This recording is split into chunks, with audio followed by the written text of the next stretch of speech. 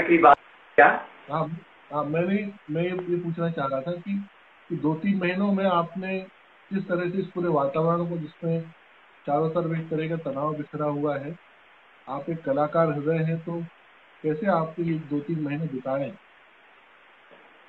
अब जहाँ तक 2-3 महीने बिताने की बात है, तो चूंकि दोनों भाई राजकीय सेवा में हैं, इसलिए अगर ऑफलाइन अगर ऑफिस नहीं भी जाना था तो ऑनलाइन भी थोड़ी वर्किंग चल रही थी। हम टीचिंग में हैं तो ऑनलाइन क्लासेस भी चल रहे थे। उसके अलावा बहुत से आध्यात्मिक सीरियल आ रहे थे दूरदर्शन पर, उनका भी रसास्वादन हुआ, सौभाग्य था। उसके अलावा ईश्वर से प्रार्थना करना कि पूरे विश्व को वो सुरक्षित रखें, सभी हाँ को स्वास्थ्य दें, यही प्रार्थना।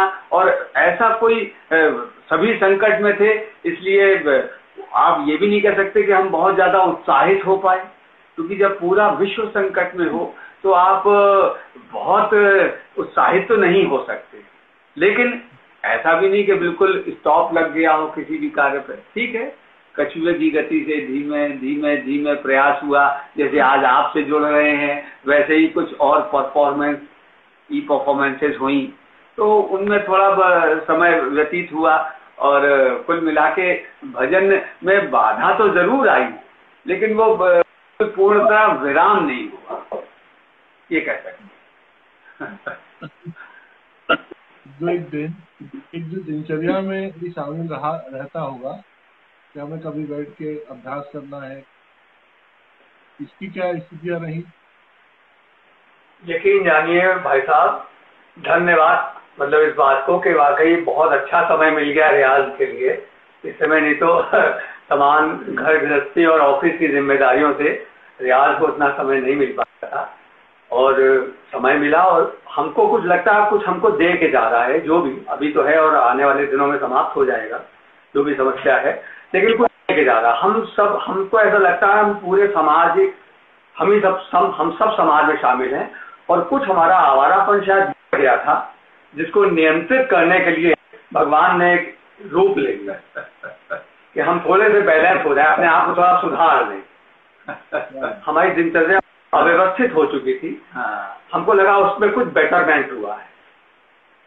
बहुत दार्शनिक बात आपने कही। ये सचमुच में एक बात थी कि जो मनुष्य एक तरीके के अंधी दौड़ में, आपाधापी में, एक तरीके की बदहवासी को जो जी रहा है, तो उसको ठहराव मिला, ठहरने का एक सचेत करता हुआ अवसर।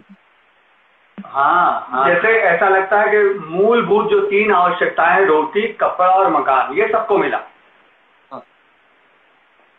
चौथी, पांचवी, छठी नहीं मिली, कोई बात नहीं, मूलभूत तो सब मिला। रोटी मिली, कपड़ा मिला और मकान मिला। अपने घर में रहे और बड़े व्यवस्थित ढंग से। हमने ऐसा निजी अनुभव ये हमारा है कि हमें बहुत कुछ अच्छे संदेश दे गया ये समस्या, ये संकट।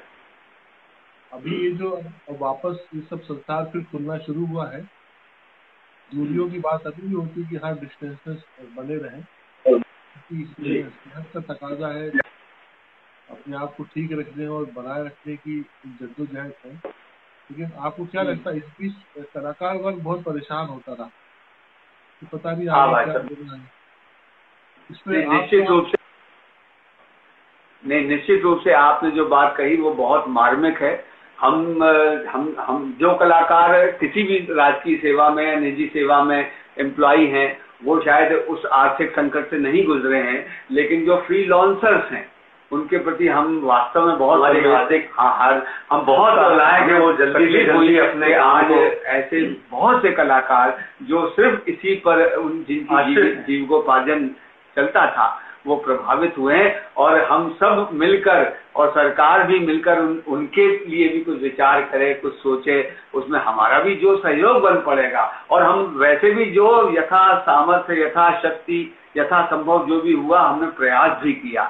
बाकी ईश्वर जैसी इच्छा वैसा प्रयास फिर करेंगे। ये कापाधापी है। देखिए, जैसे हम ये आपने जो बात की ना, आपने बहुत सच्चे मन से इस बात को स्वीकारा। मैंने मुझे बड़ा अच्छा लगा आपसे बात करते करते कि आपने कहा कि स्वयं अपने आप को आप केंद्र में रखते। आपने कहा कि हम चलो मान लो किसी सेवा में है और फिर कलाकार है, तो हमें कोई उस तरह की कठिनाई नहीं हुई, पर जो वास्तव में इसी कार्य पर निर्भर है या और इस परंपरा में हमारे जो ऐसे संगतकार हैं या ऐसे जो बड़े समूह के जो पारंपरिक नृत्य या संगीत के जो कार्यक्रम होते हैं जिसमें बहुत सारे कलाकार जुड़ते हैं, छोटे छोटे जो आर्थिक रूप से उसमें सक्षम या समृद्ध नहीं होती, उनके जीवन पर भी संकट आए तो वहाँ तक कोई पहुँच जरूरतमंद कलाकार को सहायता और उदारता और दान का भी एक सार्थक अर्थ ये भी है कि सच्चे व्यक्ति को मिले जिसकी आवश्यकता है। बिल्कुल ठीक कहा, बिल्कुल ठीक। ये हमेशा रहता है कि अगर दान बढ़ रहा होता है तो आदमी सोचता है कि मैं जरूर हाँ, एक स्वाभाविक ये कोई बड़ा मुश्किल है कि मुझसे भी अधिक जरूरतमंद है उसका मैं पहले ध्यान दूँ। ये ईमानदारी भीतर की चीज है और जो अध्यात्म से जुड़ा होगा उसको ये एहसास हमेशा रहता है कि हाँ नहीं, ये हमारा भाई साहब भजन यात्रा का जन्म से लेके अब तक का अनुभव भी यही कहता है कि जो ईश्वर सम्मुख हैं वही संवेदनशील हो सकते हैं। ईश्वर विमुख होकर तो संवेदना दूर कम होती है, शून्यता की हो जाती है। इसीलिए जाहि विधि राखे राम वाही विधि रहिए, मुख में हो राम नाम राम सेवा हाथ में, तू अकेला नहीं प्यारे राम तेरे साथ में।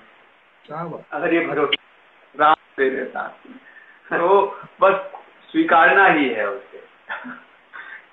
कल परसों आपसे जब मेरी फोन पर बात हो रही थी तो आपने बातों में माता जी का नाम लिया था कि वो कृष्ण की बहुत भक्त रही। तो अब मैं ऐसे आपको लेना चाहूंगा कि आप दोनों के जीवन में भक्ति संगीत और भजन गायन की परंपरा कहाँ से आई, कैसे आई? जी भाई साहब, ये सच्चाई ये है कि पिताजी हमारे संगीत से जुड़े हुए थे। वो अलग बात है कि हम लोग 10 भाई बहन थे तो पारिवारिक जिम्मेदारियों में वो संगीत पर ही आश्रित होकर जीविकोपार्जन नहीं कर सकते थे, तो वो भी राजकीय सेवा में है। उससे संगीत उनके अंश में तो था, उनके रक्त में तो संगीत था, वहीं से हमको मिला। तो उन्हीं का पुराना हारमोनियम हमको मिला और उससे हम लोगों ने धीमे धीमे, और उनका पूरा, उन्होंने कभी विरोध भी नहीं किया, अगर बहुत समर्थन नहीं किया तो बहुत विरोध भी नहीं किया, एकदम उदासीन भाव में थे। हाँ, हमारी माता जी अवश्य इच्छा करती थी कि हमारे बच्चे कलाकार हों, और वो बेचारी लगी भी रहती थी। तो आज वो हमारे बीच में नहीं है। हम दोनों भाई जहाँ भी जाते हैं उनकी एक तस्वीर अपने साथ रखते हैं कि माँ, हम तुम्हें फिजिकली सशरीर तो हम तुम्हें अपने साथ कहीं नहीं ले जा पाए, लेकिन तुम हमारे साथ हो और तुम्हारा ही आशीर्वाद है कि आज कुछ भी कर पाए। भैया, जब हम लोग 18 वर्ष के थे तब हमारी माता जी ले गई और उन्होंने जी जान से किया कि हमारे बच्चे आर्टिस्ट बने। तो भैया, पिता से संगीत मिला और माता से भक्ति मिली थी स्वाभाविक रूप में, तो वो भक्ति संगीत। हमने भक्ति संगीत को एडॉप्ट नहीं किया है, ईश्वर गवाह है, ये नेचुरल है। ये हमको घर से मिला, माता पिता से मिला। ये हमने, और हमारा इसमें कोई कंट्रीब्यूशन भी अपना नहीं है। हाँ, हम थोड़ा समय दे लेते हैं, इतना ही समझ लीजिए सर। बाकी इससे अधिक कुछ नहीं। और माता जी भाई साहब हमारी की परम भक्त थी। नित्य प्रति गीता का पाठ करने के बाद ही भोजन ग्रहण करती। को शायद शाम का 4 बज जाए फिर भी नहाना, सर से नहाना और गीता का पाठ करना, फिर रोटी खाना, ये निश्चित था। तो वो भक्ति भाई साहब उनके लिए पूरा घर में उस तरह का वातावरण ही बना रहा। कल माता की बात करो, कल हमारी माँ की भी 5वीं पुण्यतिथि थी। कल ही वो नहीं रही थी 26 जून को। तो वही वो जो संवेदना आप लेके चलते हैं मेरे में तो वही सब याद कर रहा था कि किस तरह से उसकी हालत बिगड़ी और कैसे हुए। लेकिन लगता है कि जैसे कोई देह खंडित होकर रहेंगे, पर इस व्यथा को लिए चलते हैं और माँ हमेशा हम लोग की सर्दी बनी रहती है। कल मैं रात को यही सोच रहा था कि हम सब भाई बहनों में अपना थोड़ा अंश छोड़ जाए। बिल्कुल, इसमें कोई शक नहीं। बहुत सुंदर, बहुत अच्छी बात है, बहुत अच्छा। अपने भाई बहनों को देखकर हमको थोड़ा माँ मिलती है। संतान तो नहीं है ना हम। हाँ, संतान तो नहीं, बिल्कुल। क्या बात, बहुत बहुत अच्छी बात। तो किसी की आंख में, किसी का चेहरा, किसी का होंठ, वो सब मिलकर माँ बन। क्या बात, वाह, बहुत अच्छे, बहुत सुंदर। इस तरह से ये भजन आपने शुरू से हारमोनियम आपको मिला पिता से, और भक्ति संगीत के लिए आपने फिर रामचरितमानस को चुना। मानस तो सभी के, राम का तो मतलब ही जो रोम रोम में रमा हुआ है, हम सब के वही राम है, और हम सब के घर में मानस होती ही है सामान्यतया। तो मानस की तो भाई साहब एक एक चौपाई अपने आप में ब्रह्म वाक्य। कुछ इतने सुंदर प्रसंग है कि हमको लगा कि भाई इसको गाना है बस, और कुछ नहीं।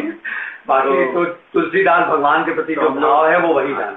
मंचीय प्रस्तुतियों में मानस को भी संलग्न रखने की पूरी कोशिश करते हैं कि वो उसमें समाहित रहे किसी न छंद के रूप में। हमारा ये प्रयास रहता भैया कि जैसे अब हम संगीत से जुड़े हैं, थोड़ा बहुत जो कुछ हमको भगवान ने दी है जूठन, तो उसमें हमारा ये भी दिखना चाहिए थोड़ा सा, मतलब कि हमें सिर्फ पाठ नहीं करना। जो संगीत से नहीं जुड़े हैं वो तो पाठ ही करेंगे निश्चित, लेकिन जो संगीत से जुड़े हैं उनको थोड़ा सा उसमें दिखना चाहिए कि हाँ संगीत भी इसमें, मतलब किसी भी टेक्स्ट में म्यूजिकल कंट्रीब्यूशन शो होना चाहिए कि इसको एक कलाकार द्वारा गाया गया और इसको एक सामान्य व्यक्ति द्वारा गाया गया, कुल मिला के एक होना चाहिए। आज ये अनिवार्य का दिन है और हम आपको थोड़ा सा हनुमान चालीसा सुनाएंगे। बिल्कुल जरूर, हमको अच्छा लगेगा। और भाई साहब चूंकि हम लोगों के यहाँ सनातनी परंपरा में वारों की बड़ी महिमा है, वारों की बहुत महिमा है। और एक छोटी सी बात याद आ गई कि जैसे सतयुग में हनुमान जी महाराज शंकर के रूप में इस धरती पर थे, त्रेता में हनुमान जी महाराज वानर के रूप में आए, द्वापर में हनुमान जी महाराज अर्जुन के रथ की ध्वजा पताका में प्रवेश किए हुए थे, इसीलिए अर्जुन सर्वत्र जयी हुए। और कलयुग में हनुमान जी गोस्वामी तुलसीदास जी द्वारा रचित उन 40 चौपाइयों में ठीक वैसे ही प्रवेश किए हुए हैं जैसे द्वापर के समापन में श्री कृष्ण अपने भक्तों के निवेदन पर श्रीमद् भागवत पुराण में प्रवेश कर गए। और इसीलिए हम सब के घर परिवारों में श्रीमद् भागवत के दर्शन की व्यवस्था है, परंपरा है, हम लोग उसका पालन भी करने की कोशिश करते हैं। तो गोस्वामी तुलसीदास जी की उन 40 चौपाइयों में जिनमें हनुमान जी महाराज इस कलयुग में प्रवेश किए हुए हैं, उन्हें हम सब श्री हनुमान चालीसा के नाम से जानते हैं। और ऐसा भी संतों का मत है कि ये श्री हनुमान चालीसा इस पृथ्वी लोक का आदितम चालीसा है। जितने भी चालीसा रचे गए वो उनका आदि हनुमान जी का चालीसा। आज शनिवार का दिन है और हम सब मंगल ध्वनि के साथ, मंगल ध्वनि हम इसलिए करना चाहेंगे क्योंकि आपका ये जो कार्यक्रम है बातों बातों में, ये बहुत ही रचनात्मक, आपने पूरे कला जगत को कैसे आत्मीय होके जोड़ा है, एक दूसरे को शेयर हुए हैं, तब समाहित बहुत ही सुंदर प्रयास है। तो आपका ये सुंदर प्रयास और नए नए आयाम स्थापित करे, इसलिए हम आज शंख भी बजाना चाहेंगे।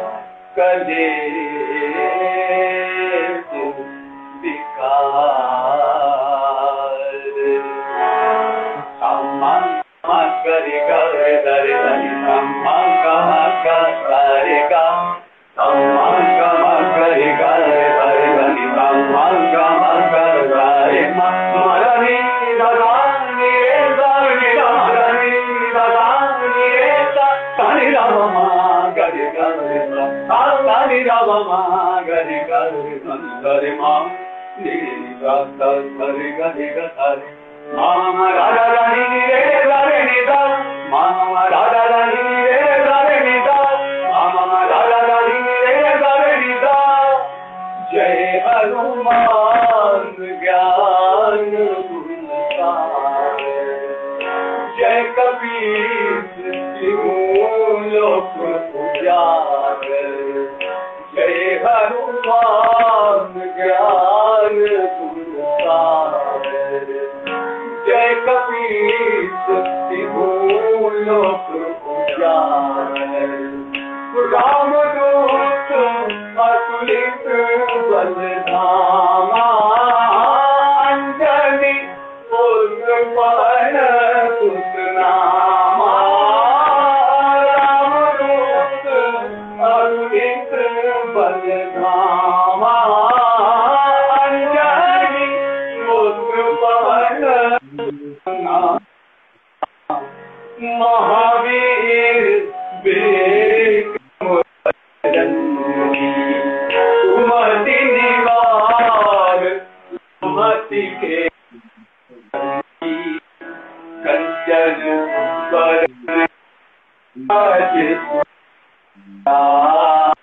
कानन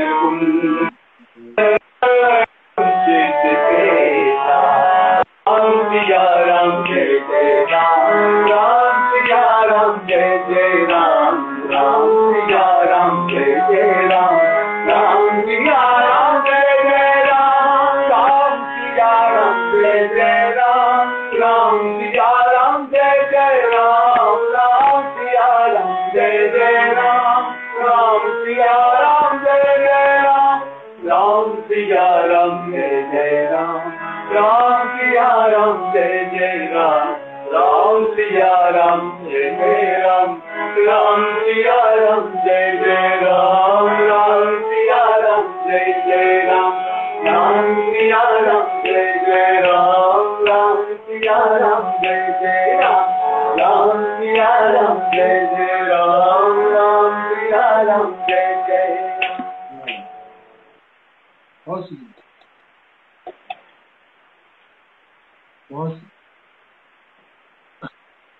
ये हनुमान चालीसा मुझे आरंभ की सब लाइनें यहीं तक याद है जहाँ तक आपने सुनाया, क्योंकि हमको हमारी नानी बहुत हमसे कहा करती थी कि सब पढ़ा करो, और उन्हीं की सिखाई हुई जैसे भय प्रकट कृपाला दिन जा रही सब मुझे उतनी याद है, बस जितनी उन्होंने सिखाई थी।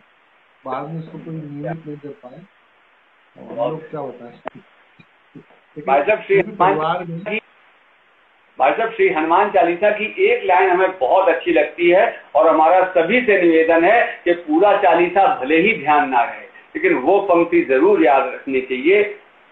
संकट ते हनुमान छुड़ावे, लेकिन शर्त लगा दी है गोस्वामी जी ने, मन क्रम वचन ध्यान जोला। शर्त बाकायदा हुई, मन वचन और कर्म से ध्यान करना चालीसा का, सिर्फ गले से नहीं। माधवी कह रही है made my evening with your song पापा। ओ हमारी बहू है, ये बंगलुरु से होगी। अच्छा नहीं, हम अभी एक कृष्ण का भी भजन सुनाएंगे भैया। हमारा एक स्वभाव है अपने, हालांकि ये तो बातों में है, एक बहुत अनौपचारिक संवाद है, लेकिन हम फिर भी प्रयास करेंगे, क्योंकि हम अपने मंच पे भी प्रयास करते हैं कि राम कृष्ण देवी शिव हनुमान सबको एक एक पुष्प चढ़े। लेकिन हम यहाँ उतना तो नहीं होगा, लेकिन हाँ जैसे हमने हनुमान जी को पुष्प चढ़ाया है, हम एक छोटा सा कृष्ण भगवान को भी, राम जी को भी और शिव जी को प्रयास करेंगे। अगर अवसर दिखता है तो भी होगा, बिल्कुल होगा। ये सब बड़ा, इन सब बातचीतों को मैं, जैसे आप और हम बात कर रहे हैं और हमको सुनने वाले परिवार के लोग हों, देश भर से लोग, लोकेश शहनाई वादा के लोकेश, ये दिल्ली से जुड़े हैं, बहुत अच्छे कलाकार हैं। सभी को तुलसी मोहता मुंबई से गायिका है, भोपाल से विनोद गुर्जर को आप जानते हैं, हमारे साथी। हमारे प्रमोद भाई, विशेष भाई, आप इसको भी जानते हैं, हमारे सहयोगी। सुनीता सिंह है भोपाल से, बहुत अच्छी एंकर है, कंप्लेन करती हूँ, गाती भी हो रखा। तो सभी और आज बल्कि मुझे जैसे कल ट्विटर में राजीव अग्निहोत्री मेरे बचपन के दोस्त हैं, उन्होंने वो मुझे लिखते हैं कि ये हमारे परिवार का हिस्सा है, तो मैं कहता हूँ कि मेरे ही परिवार का हिस्सा। अरे भाई वो हमारे परिवार क्या बताए राजीव भैया का जवाब नहीं। हमारी तो जब मुलाकात होती तो क्या बहुत दिल से लोग हैं, रॉयल। और आज से जो भी कलाकार और प्रबुद्ध विद्वान सब जुड़े हैं, उन सभी को हम दोनों भाइयों का हार्दिक नमन। उनको सुनने के लिए समय वो निकाल रहे हैं, धन्यवाद उन सबको। आगे हमारी डॉक्टर बहन है दमोह में ब्याही, ये भी सुन रही, आपको प्रणाम कर रही, सादर प्रणाम। वहाँ डॉक्टर है और इस समय कोरोना वायरस से अपना मरीजों के साथ सब फाइट कर रही हैं। 26-27 मरीज निकले। तो ये एक बड़ा वो है।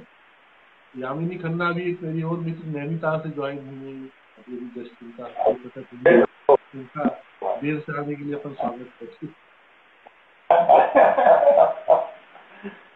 तो ये वास्तव में आपको सुनकर मुझे हमेशा बहुत अच्छा लगा है।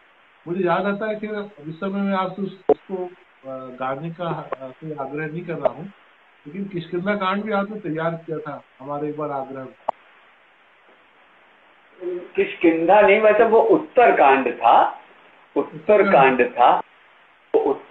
था और एक कार्यक्रम विशेष के लिए हमसे ये अपेक्षा की गई थी कि मानस का तो इसमें रखा जाए। तो हमने एक उत्तरकांड में बहुत ही सुंदर प्रसंग है वो, और वो हमें इसलिए सुंदर लगा क्योंकि शिव जी जब लंका विजय हो गई, पूरी लंका विजय हो गई और प्रभु श्री राम अयोध्या वापस आए, तो जब अयोध्या वापस आए तो समस्त देव, गंधर्व, किन्नर, वेद, सब ऋषि मुनि सब उनके दर्शन करने के लिए, उनकी स्तुति विनती करने के लिए अयोध्या जी में उपस्थित थे। तो सब राम की स्तुति कर रहे हैं और प्रभु शिव एकांत में दूर खड़े होकर ये पूरा दृश्य देख रहे हैं कि मेरे राम की इतनी स्तुति, मेरे राम प्रसन्न हो रहे हैं, शिव प्रसन्न हो रहे हैं। और जब सब वहां से चले गए तब शिवजी राम के सम्मुख जाते हैं और उनसे अपनी रक्षा के लिए कहते हैं। तो उस प्रसंग को पढ़ के, सुन के, गा के भाई साहब ऐसा लगा कि बताइए साक्षात शिव, जो जिनके शिव का कोई जन्मदिन नहीं मनाया जाता क्योंकि शिव आदि से हैं और अंत तक रहने वाले, इसलिए उनका कोई नहीं होता। तो जो आदि से अंत तक रहने वाले हैं वो राम की स्तुति कर रहे हैं। तो ये उस प्रसंग में, और शिव जी ने यही उदाहरण दिया है कि राम तुमने ये किया, तुमने 10-20 सिर वालों को काट दिया, तुमने ये किया, बड़ी बड़ी उदाहरणें दी। तो ऐसा कौन सा कारण हो सकता है कि तुम मेरी रक्षा ना कर पाओ। तो वो है जय राम रमा रमन भवताप भयाकुल पाहि। बहुत सुंदर है। तो पंक्तियां मैं सब आपको सुनाते हैं।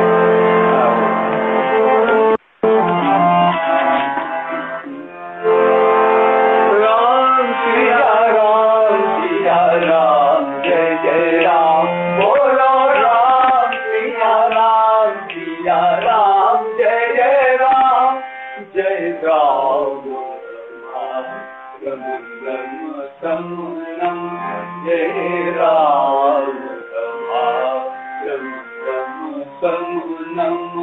भवताप भयाकुल पाहि जनम, भवताप भयाकुल पाहि जनम, अवधेश सुरेश रमेश विभो, अवधेश सुरेश रमेश विभो, शरणागत मागत पाहि प्रभो, शरणागत मागत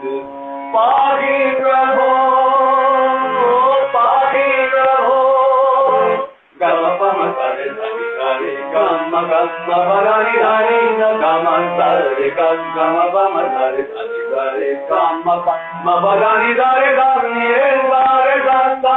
गम रे दर्द पीस बिना कंड पीस भुजा कृत दूरी महामहि भूरी रुजा राम सिया राम रजनी चर वृंद पतंग रहे कर पावक तेज प्रचंड दहे श्री राम श्री राम श्री राम।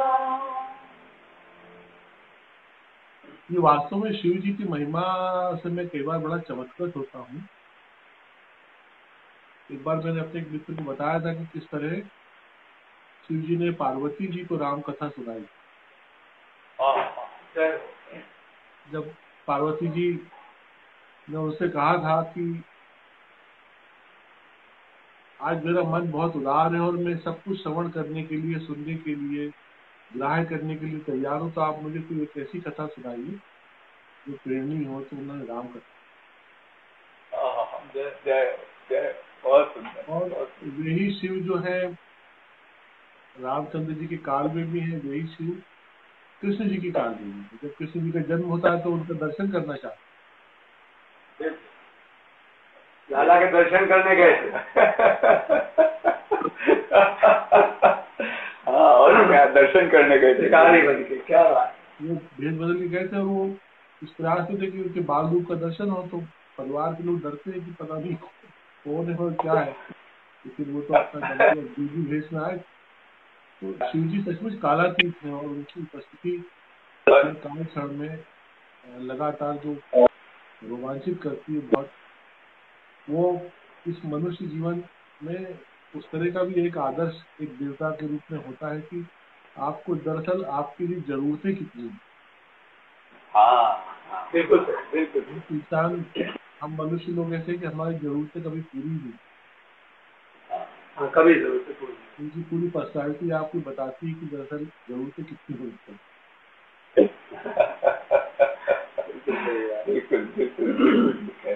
सब कुछ मतलब कला से उनका रिश्ता, भरतनाट्यम जैसी नृत्य परंपरा उनके तांडव से निकली, डमरू एक वाद्य उनके पास, और परम शांति और आध्यात्म में लीन रहने वाले, किसी को डिस्टर्ब करना हो ना किसी से डिस्टर्ब होना। भाई साहब, शिव जी के बारे में एक पंक्ति याद आ गई। कौन सी? जल के चढ़ाए थे जमलोक ते उबार लेत, चंदन के चढ़ाए चक्रवर्ती कर देते हैं, और चावल के चढ़ाए थे 14 भुवन बख्श देत, दीप के दिखाए द्वीप 7 दे देते हैं, और हर हर के कहे थे हरत है कले सब, गाल के बजाए थे निहाल कर देते हैं।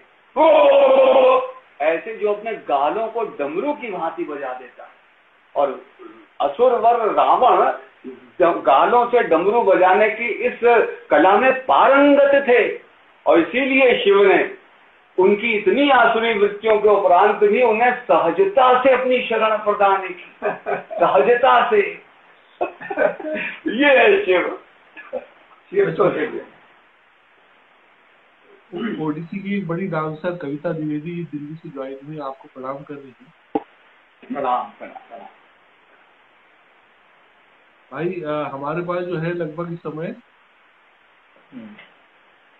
15 मिनट करीब है। तो इसको हम संवाद और श्रवण दोनों में बांटते हैं। आप अभी क्या सुनाने वाले हैं हमको, शक्ति पर या कृष्ण पर? कृष्ण सुना देते हैं। कृष्ण सुना देते हैं।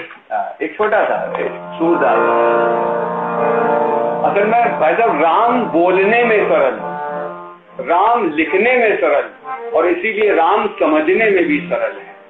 कृष्ण लिखने में कठिन, लिखने में कठिन, और इसीलिए समझने में भी कठिन है। जो राम की तरह से मर्यादित जीवन व्यतीत करते हैं, वो कृष्ण की गूढ़ लीलाओं के रहस्य को समझ पाते ये हमारा अपना निजी अन्यथा उन पर संदेह करते हैं कि जो कृष्ण को संदेह करते हैं शायद आचरण राम से बहुत विपरीत है। तो पहले राम गौर वर्ण है, कृष्ण श्याम वर्ण है, वो शुक्ल पक्ष है, ये कृष्ण पक्ष है। उजाले में किसी भी स्थान को अगर आपने देखा हो और वहां अकस्मात अंधेरा हो जाए तो आप किसी भी वस्तु को सहजता से उठा लेते हैं। यही और राम और कृष्ण का आपसी मिलन है। इसलिए सूरदास ने लिखा कि रे मन कृष्ण नाम कही जय।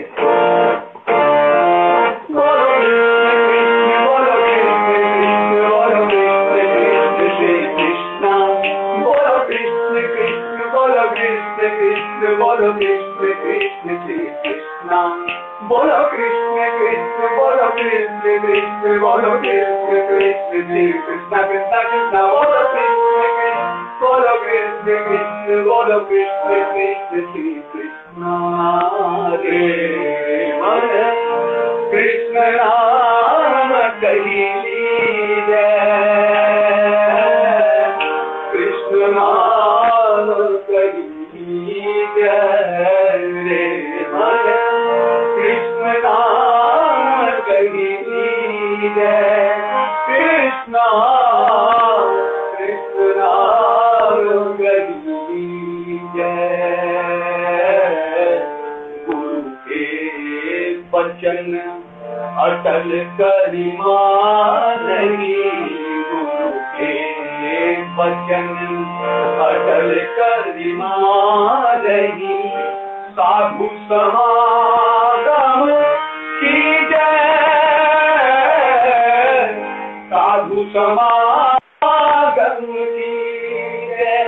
ओ रे मन कृष्ण नाम कही जय, कृष्ण कृष्ण कृष्ण कृष्ण नाम कही जय।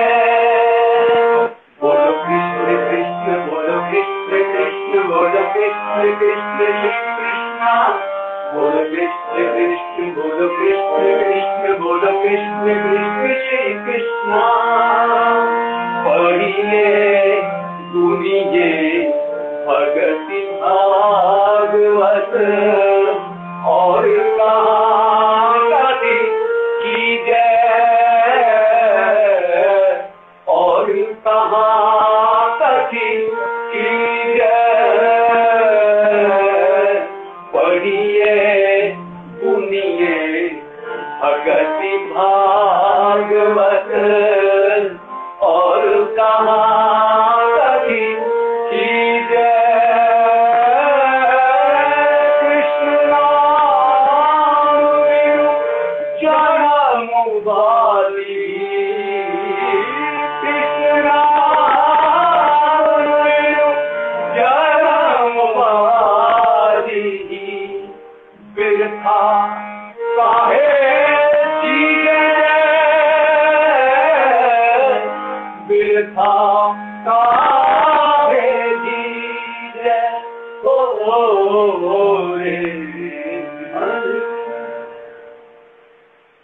अद्भुत संदेश कितना सुंदर, क्या बात, जय हो, आनंद। भाई क्यों आप डॉक्टर रीता देव बनारस घराने की बहुत प्रतिष्ठित गायिका है, उन्होंने आपकी बहुत प्रशंसा की। प्रणाम। जीजा देवी जी से प्रशिक्षित है, बहुत बड़ा मान है उनका। उनकी रागदारी को, उनके संस्कार को जो बहुत सच्चे मन से प्रवाहित कर रही है रीता देवी वैसे।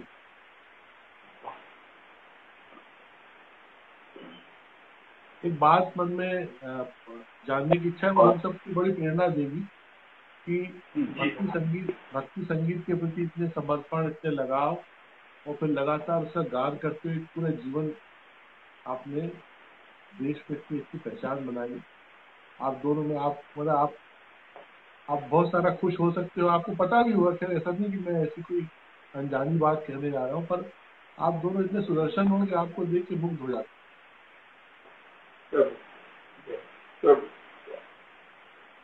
तो आप सच में बड़प्पन दिव्य है। हम तो कुछ कहने, हमारे पास कोई शब्द नहीं है आपकी दिव्यता से।